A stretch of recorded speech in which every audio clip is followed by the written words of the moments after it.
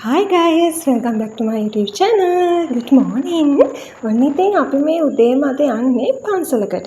පන්සලකට කිව්වට ඒක හරි ටිකක් වෙනස් තැනක්. ඉතින් මේ පන්සලට යන පාර හරිම ලස්සන, නිස්කලංක, සුන්දර පරිසරයක් තමයි තියෙන්නේ. ඉතින් මේ පන්සල තියෙන්නේ අපේ ගෙවල් වලට චුට්ටක් දුරින් හොරණ දික්හේන පාරේ. ඉතින් කොච්චර ළඟ වුණත් ඔන්න පළවෙනි වතාවට තමයි මම මේ යන්නේ. ඉතින් මෙන්න මෙහෙම පළවෙනියටම බෝඩ් එකක් ගහලා තියෙනවා පාර පෙන්නලා. ඊට පස්සේ දෙවෙනි බෝඩ් එක තියෙනවා මෙන්න මේ වගේ ලොකුවට. මෙතනින් වම් පැත්තට හැරෙවුවට පස්සේ තමයි බක්කුල මහ සෑය තියෙන්නේ. ඉතින් අද අපි ආවේ බක්කුල මහ සෑයට. ඉතින් මෙතන බක්කුල මහ සෑය වගේම සීල සුව අරණ කියලා භික්ෂුණී වහන්සේලා වෙනුවෙන් රෝහලකුත් තියෙනවා. ඉතින් මේ හැමදේම නිර්මාණය කරන්න මූලික වෙලා තියෙන්නේ පූජ්‍ය ගලිගම්මුවේ ඥානදීප අපේ ලොකු ස්වාමීන් වහන්සේ. ඉතින් ස්වාමීන් වහන්සේට මේ වගේ තවත් පුණ්‍ය කටයුතු කරන්න ශක්තිය ධෛර්යය ලැබෙන්න කියලා ඔයාලත් මේ වීඩියෝ එක බලන ගමන් ප්‍රාර්ථනා කරන්න. ඉතින් වැඳ පුදා ගන්න ගමන්ම මම ඔයාලට කියන්නම් බක්කුල මහ සෑය ගැන මම දන්න දේවල් ටිකක්. ඔයාලත් මං එක්කම වීඩියෝ එක බලන ගමන් ඔයාලගේ හදවතින් මනසින් බක්කුල මහ සෑය වැඳ පුදා ගන්න අමතක කරන්න එපා. ඉතින් මේ විහාරස්ථානය තමයි බක්කුල මහ රහතන් වහන්සේ වෙනුවෙන් ඉදි වෙලා තියෙන එකම විහාරස්ථානය.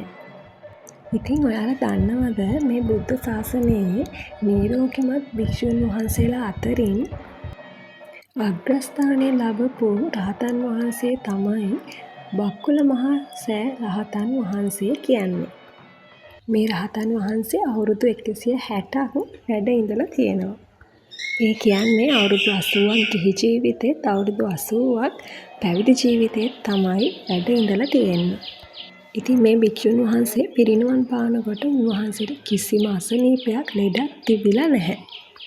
ඒ කියන්නේ කැස්සක් එම්බිරිසාවක් තිබ්බේ නැහැ කියලා තමයි කියන්නේ. ඉතින් ඒ නිසා තමයි ඥානදීප ස්වාමීන් වහන්සේ මේ සෑයට බක්කුල සෑය කියලා නම තබලා තියෙන්නේ. ඉතින් මේ තියෙන්නේ ධාතු මන්දිරය. ඉතින් මේ දැන් අපි වැඳ පුදාගන්නේ ධාතු මන්දිරය. ඉතින් හරිම ලස්සන පිං පාට මන්දිරයක් තමයි තියෙන්නේ. බක්කුල මහ සෑයේ ඉහළ මහලයට ගිහාම ශ්‍රී මහා බෝධීන් වහන්සේගේ ආකෘතියට නිර්මාණය කරලා තියෙන බෝධීන් වහන්සේව දැක බලා ගන්න පුළුවන්. හරිම ලස්සනට රූප සිතුවම් ඒවා නිර්මාණය කරලා තියෙනවා. ඉතින් මෙන්න මේ විදිහට බෝධිය වටේට යන්න පුළුවන් විදිහට තමයි නිර්මාණය කරලා තියෙන්නේ.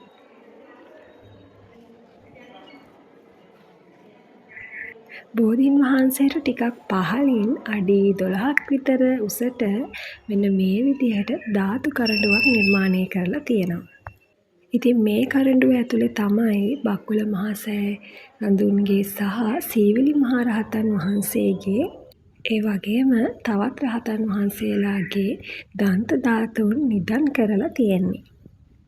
ඉතින් මේ තියෙන්නේ 80 මහ රහතන් වහන්සේලා නිර්මාණය කරලා තියෙන විදිහ. පේනව නේද ඔයාලට? හරිම ලස්සනයි, හරිම පිං පාටයි. ඉතින් ඒ රහතන් වහන්සේලාව අඳුරා ගන්න පුළුවන් විදිහට වෙන්වම ඒ ඇත්ත රූපේ විදිහටම තමයි ඉස්මතු කරලා නිර්මාණය කරලා තියෙන්නේ.